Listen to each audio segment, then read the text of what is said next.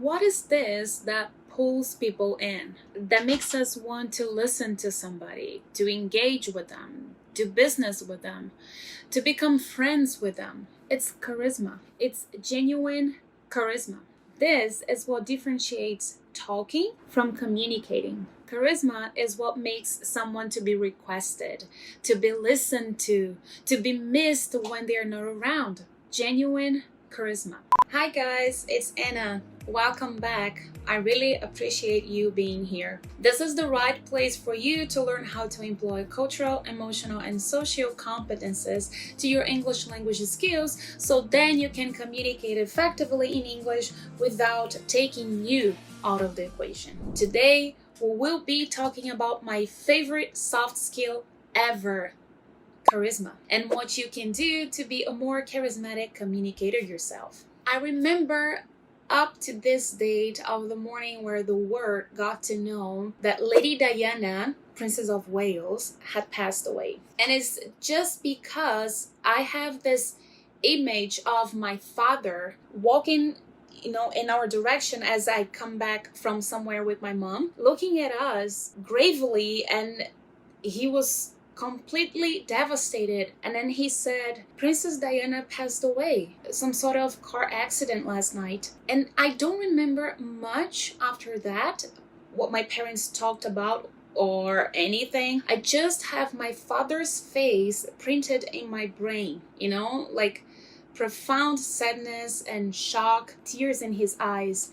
And my father is kind of a macho man. He's a little held back emotionally speaking, but her sudden and tragic death touched him so much that he couldn't hide his feelings. Some years later, and then we fast forward, something similar happened to my mother. So a Brazilian race driver passed away in this awful accident, the whole country watching early in the morning.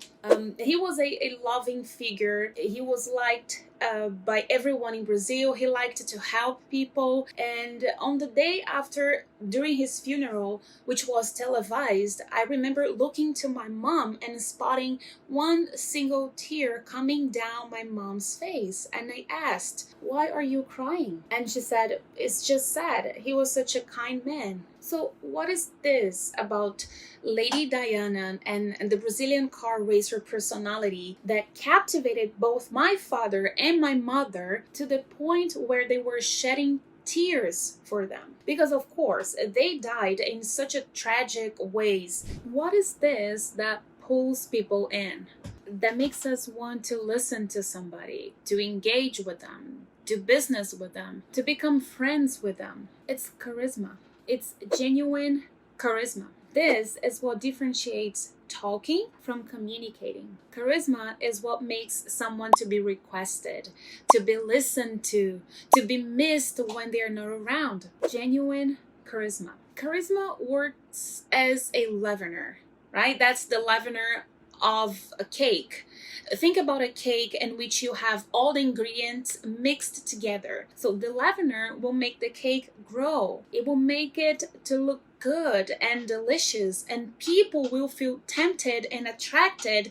They'll feel like they want to try that cake out. That doesn't invalidate the work you do behind the scenes. You still need the ingredients to bake the cake, right? For example, if you were a counselor, you had to have training. You had to go to college, university, and then you had to learn how to be a counselor. But if you top it up with charisma, you are going to be a counselor who is able to reach out to their clients more effectively. Okay, a different scenario, a salesperson.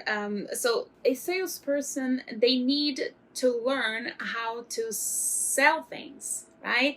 They need to learn about their product, their audience, and they usually get the training for that. But if they top it up with charisma, they will be able to get more clients. They will be able to sign more contracts, So it's just something that you add to your communication skills. Now, At the beginning of this video, I told you that I would be sharing with you how to become a more charismatic communicator. I am certain that if you Google it, you will find a WikiHow page teaching tricks and steps on how to be more charismatic. But I don't feel like this is the most suitable way for you to become more charismatic, simply because those tricks only will take you to a certain point, right? Those tricks work as a quick fix. You might get results following them, but they won't last because they are not you. You will be faking charisma. And remember one thing, people don't always know what is wrong and fake, but they can feel that there is something wrong and fake. And therefore, they will feel less willing to collaborate and connect with you. Manipulation is not the way. I'm talking about genuine charisma, because this is the one you should always aim for. Genuine charisma comes from an alignment with yourself. Your message gets across as you develop a greater connection with your likes and dislikes, as you learn about your boundaries and how to vocalize them maturely, as you get a good grasp of your emotional states and how to navigate them when with people. Genuine charisma happens when you develop your emotional and social competences, and then it will happen naturally, truthfully. That's why being an extrovert or an introvert won't matter that much in regards to be a more charismatic person at the end of the day. People tend to believe that you need to be on the extroverted side to be more charismatic or to be a charismatic individual, but I can think of introverted individuals who were incredibly charismatic themselves. For example, Lady Diana and Ayrton Senna.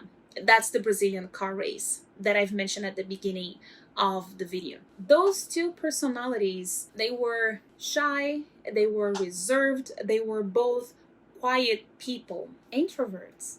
Yet they were able to move masses, impact people with their messages, and to break people's heart with their passing. One of them, an English native speaker, the other one, a non-native English speaker. In terms of being an effective communicator as a non-native English speaker, you will need the language skills, but you add genuine charisma by developing your emotional and social competences, and then you sprinkle it with your cultural intelligence awareness, and voila, an effective communicator as a non-native English speaker. You become even more powerful and comfortable on your own skin when you're communicating your messages in English, and English is your foreign language. Your messages will reach out to people more efficiently, you increase in confidence, more connections, more opportunities, more expansion. And that's what I have for you today, people. By this point now, you've learned that charisma is already in you.